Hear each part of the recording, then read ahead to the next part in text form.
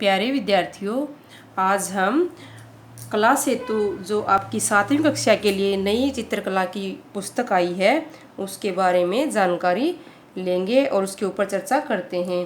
प्यारे बच्चों, जैसे आपने देखा होगा कि आपको पहले इस तरह से बाल चित्रकला नाम से ड्राइंग की पुस्तकें मिलती थी, लेकिन अभी आपको जो नई पुस्तकें मिली हैं, नई पुस्तकों का सेट प्राप्त हुआ है, उसमें ड्राइंग की पुस्तकें आपने देखी होंगी कला सेतु सीरीज से आई हैं।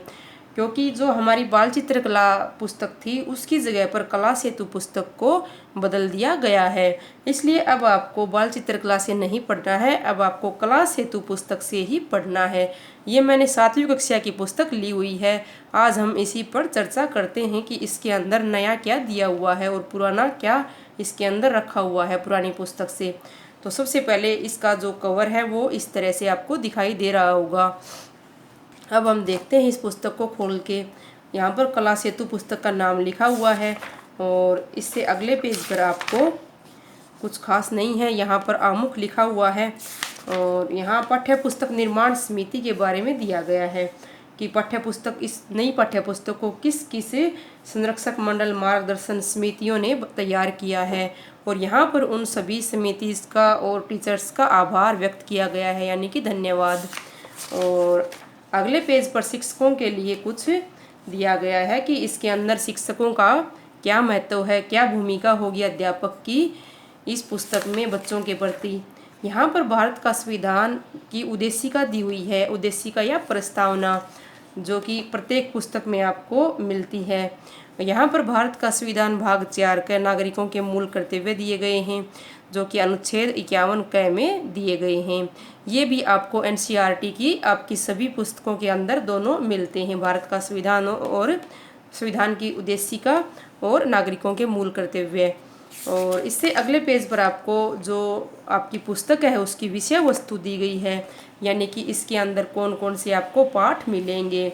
तो पहला पाठ दिया हुआ है बच्चों, इसमें अध्याय 1 पेंसिल और उसका प्रयोग।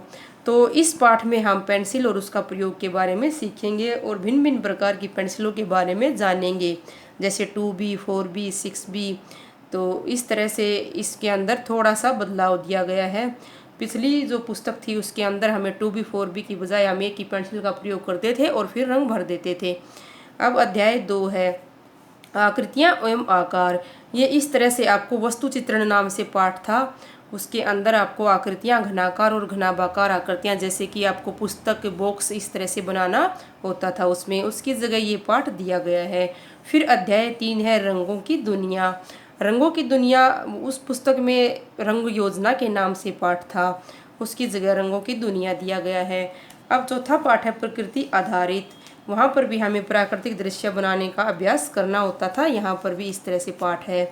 अब पांचवा पाठ इसमें दिया हुआ है बच्चों मानव आकृति। वहाँ पर भी मानव आकृति चित्रण पाठ था।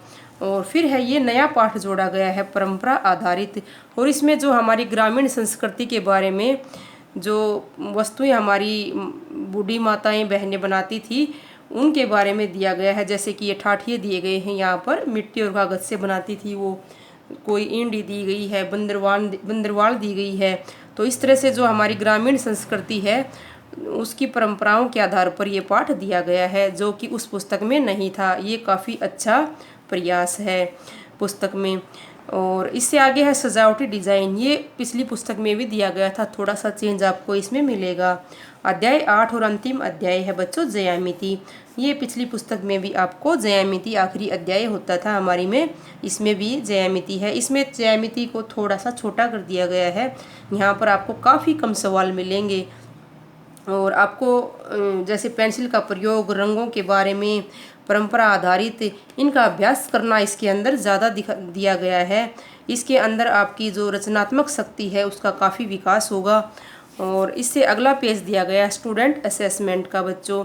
यहाँ पर लेसन के क्रम दिया गया है, यहाँ पर उनका नाम दिया गया है। फिर एक्सपेक्टेड प्रैक्टिकल, यानी कि पहला पार्ट है उसमें से आपको कम से कम 10 प्रैक्टिकल 10 अभ्यास ज़रूर करने हैं, दूसरे में 10, इस तरह से इसमें दिया गया है।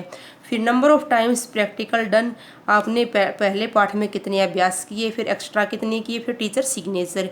इस तरह से ये स्टूडेंट असाइनमेंट का जो है पेज है। और इससे अगला पेज है अध्याय 1। यहाँ से हमारी मेन पुस्तक शुरू हो जाती है। इससे आप पुस्तक को खोलकर अच्छी तरह से पुस्तक के बारे में जानकारी आपको करनी है। तो इस तरह से हमने आज हमारी जो नई पुस्तक है कला सेतु, उसके बारे में आज चर्चा की। तो आप भी इस पुस्तक के बारे में इसको खोलकर अच्छे से सभी पेजों को देखकर अच्छे से इसकी जानकारी लेना। थैंक यू बच्चों।